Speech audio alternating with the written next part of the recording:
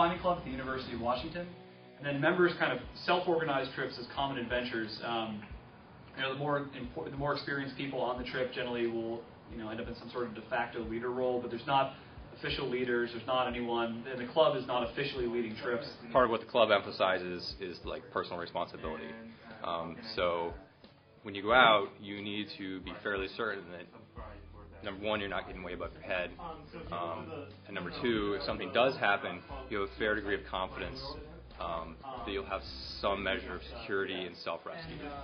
What the club basically is a way to meet other people who are of similar ability and interest to yourself, and maybe find people who have cars to get out of the mountains if you don't have a car yourself.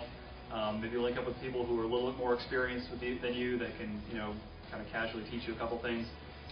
So reasons to join: find partners with cars, borrow gear that you may not have. We have ice axes, crampons, helmets, lots of snowshoes, some shovels, and then a number of packs, some of which are newer than others. Get the new packs, they're much better. We do a couple club-sponsored socials, including an upcoming camp out in Mazama, and we get you discounts on gear at a couple of local shops. I'm not the best climber in the world for sure. I'm not fantastic, but I'm pretty comfortable in really remote locations with moderately technical stuff.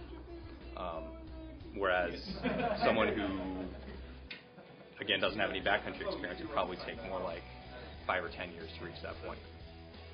If you want an organized, structured mountaineering course, you go to the Seattle Mountaineers, which is a very large organization. They have a huge publishing house, and they have a complete course which costs something like $400 and takes like 3 to 6 months, and I don't really know the details. I've never taken any kind of course like that. I learned everything just by going out with more experienced people. The North Cascades are phenomenal for these horrible names like terror, fury, torment, despair, isolation, and then there's other things that sound much nicer like Easy Ridge and Perfect Pass, which aren't. Yeah. So.